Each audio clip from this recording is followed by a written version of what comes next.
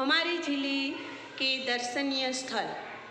सबसे पहले मैं आपको पावन भूमि यानी पवित्र भूमि देवभूमि द्वारका के दर्शनीय स्थल के बारे में बताऊंगी।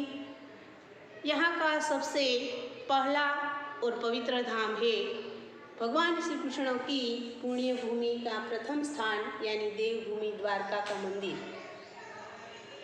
द्वारका प्राचीन नगरी है। यह गुजरात के उत्तर में गोमती नदी के किनारे बसा हुआ है। यह हिंदू धर्म के 4 धाम में से एक है। यह भारत के प्राचीन धार्मिक स्थलों में से एक है। यहाँ पे भगवान श्री कृष्ण यादव कुल के साथ स्थायी हुए थे। कृष्ण अवतार के दौरान समग्र द्वारका समुद्र में डूब गई थी। इसे मोक्षपुरी द्वारावती से भी जाना जाता है। यह भगवान कृष्ण की राजधानी थी। लोग यहाँ पे 4 धाम की यात्रा करने के लिए आते हैं और खुद को पवित्र बनाते हैं। इसके आगे ही हम देखते हैं 12 ज्योतिर्लिंग में से एक भगवान शंकर यानी भगवान शिव का पवित्र धाम यानी नागेश्वर मंदिर। नागेश्वर मंदिर गोमती और द्वारका के बीच में स्थित है।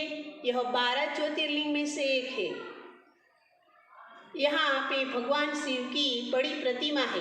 भगवान शिव के साथ देवी शक्ति का भी यहाँ स्थान माना जाता है। लोग यहाँ भी दर्शन करने के लिए आते हैं और खुद को पावन बनाते हैं। इनसे आगे हम देखें तो गोपी तालाब। यह गोपी तालाब है। गोपी तालाब द्वारका से 20 किमी दूर उत्तर में नागेश्वर ज्योतिर्लिंग से 5 किमी पर स्थित है। भगवान श्री कृष्ण ने भौमासुर नामक राक्षस को मारा था और 16,000 राजकुमारी को बचाया था।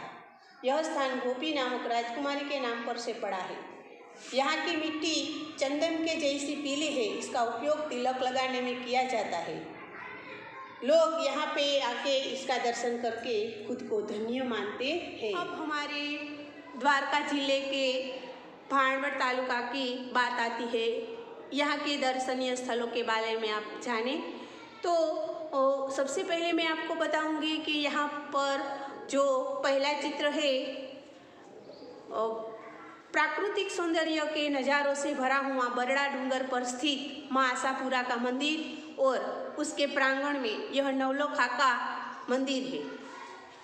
कहा जाता है कि यह भाणवड़ से नज़दीक कुमली नामक छोटा सा गांव है जो भाण जेठवा की राजधानी थी। यह प्राचीन स्थल है। यहाँ बरड़ा पर्वत के पास में आया है। इस पर्वत पर आशापुरा माता का मंदिर है। यह घुमली गांव उस समय में भूमिलिका या भभूत पल्लवी से जाना जाता था। प्राकृतिक सौंदर्य और नज़ारों से इसका सौंदर्य अवर्णनीय है। यहाँ गणपति मंदिर भी है। लोग दूर से देखने और घूमने आते हैं। भाणवड़ की पुण्य भूमि में वीर मांगलावाला की जगह है। यह 2 प्रणय करने वालों की कहानी पर और ऐतिहासिक कहानी पर आधारित है। शौर्य वीर और वीर मांगलावाला की यह जगह भूतवर्ष से भी जानी जाती है। कहा जाता है कि वीर मांगलावाला गायों की रक्षा के लिए उन्होंने अपने प्राणों को त्याग दिया था। जब उसकी शादी एक पद्मावती नामक राजपूत वणिक कन्या के साथ होने वाली थी, वो उसकी राह देखती थी। लेकिन इस दौरान वो रण मैदान में गायों को बचाने के लिए खुद को बलिदान कर देता है और उसका मस्तक वहीं रह जाता है और उसके जो धल है उससे वह तलवार से दुश्मनों के सामने लड़ते रहते हैं।